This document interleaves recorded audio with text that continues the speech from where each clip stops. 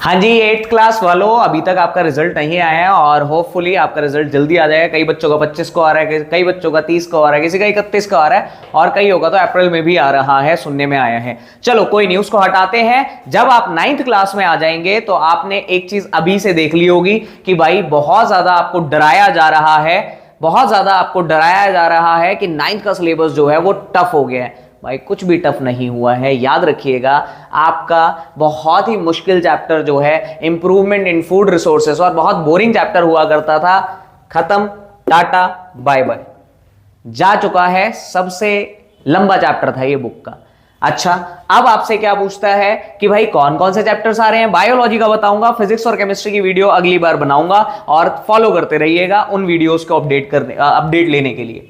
सही है। Cell chapter हुआ करता था, सेल चैप्टर अभी भी है, कोई बदलाव नहीं हुआ, लेकिन इसमें कोई नई अगर डिस्कवरी हुई होगी, रीसेंट अचीवमेंट अगर हुई होंगी, वो ऐड हो जाएगी। सही है। फिर बोलता है टिश्यू चैप्टर, टिश्यू चैप्टर में भी कोई भी बदलाव नहीं हुआ, ये भी एज इट इज पूछ लिया जाएगा और एज इट इज ही पढ़ाया जाएगा। बहुत सही सर। अरे भाई रिप्रोडक्शन, रिप्रोडक्शन तो हमने 8th में भी पढ़ाया, लेकिन मजा ही नहीं आया। कोई बात नहीं, 9th क्लास में फिर से आ गया, सबका फेवरेट चैप्टर रिप्रोडक्शन यहां पर आया है। और ध्यान रखना सर, जितना फेवरेट आपका है ये, उतना ही इंपॉर्टेंट आपकी लाइफ में भी है। तो इसको मजाक से हटकर लेंगे तो आपको बहुत ज्यादा नॉलेजेबल लगेगा ये चैप्टर। सही। फिर बोलता है एक चैप्टर ऐड हुआ है, डाइवर्सिटी इन लिविंग ऑर्गेनिज्म। बहुत मुश्किल चैप्टर है ये, अगर ये पूरा आया तो आप हाथ जोड़ दोगे कि भैया ये चैप्टर तो हमसे नहीं हो रहा। लेकिन इस चैप्टर में, ये चैप्टर आपको बोरिंग लगेगा, इस चैप्टर में सिर्फ और सिर्फ बेसिक्स पूछे जाएंगे। इस चैप्टर में सिर्फ और सिर्फ आपको बेसिक्स ही सिखाए जाएंगे और एग्जाम में बेसिक्स ही पूछे जाएंगे। तो निश्चिंत रहें, अभी पहली बार इन्होंने अपग्रेड किया है तो इतना ज्यादा टफ नहीं बनाया है। सही है। बायोलॉजी यहां clear, improvement in food resources खत्म हो चुका है। तो खुशखबरी है ये आपके लिए, बायोलॉजी के ये 4 चैप्टर्स हैं जो आपको करने ही पड़ेंगे। बाकी केमिस्ट्री का जो सिलेबस है वो भी चेंज हुआ है क्लास 9th का, तो ध्यान दीजिएगा। सर आपका first chapter matter in our surrounding और is matter around us pure, ये चैप्टर आपके हट चुके हैं, तो आपके लिए खुशखबरी है।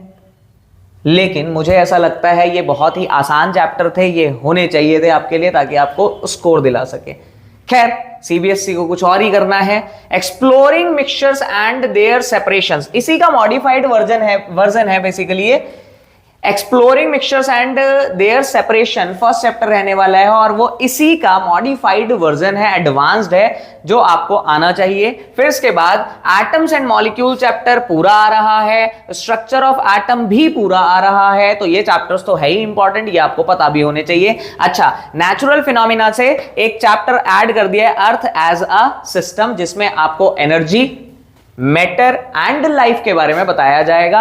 ये आपका कुछ सिलेबस रहने वाला है केमिस्ट्री का सिलेबस ये 3 चैप्टर वाला है, ये नेचुरल फिनोमिना से है, तो ध्यान दीजिएगा ये वाले इंपॉर्टेंट रहने वाले हैं। तो 4 चैप्टर्स ये हो गए। 4 चैप्टर बायोलॉजी के पिछली वीडियो में करवाए हैं। केमिस्ट्री और बायोलॉजी की वीडियोस में ऑलरेडी डाल चुका हूं, जिसने नहीं देखी वो देख लेंगे जाकर के। इस बार आज लेकर आया हूं आपके लिए फिजिक्स का सिलेबस। फिजिक्स के सिलेबस में ज्यादा कोई चेंजेस नहीं हुए हैं। मोशन चैप्टर आ रहा है, forces and laws of motion same आ रहा है, वर्क एंड एनर्जी भी सेम आ रहा है, साउंड भी सेम है। एक आपके लिए फिजिक्स में खुशखबरी है, ग्रेविटेशन चैप्टर जो हुआ करता था वो कट चुका है पूर्ण तरीके से। तो आपके लिए खुशखबरी दी है सीबीएसई वालों ने कि फिजिक्स का एक चैप्टर हटा दिया है और इसकी जगह नेचुरल फिनोमिना का एक चैप्टर डाल दिया गया, अर्थ एज अ सिस्टम।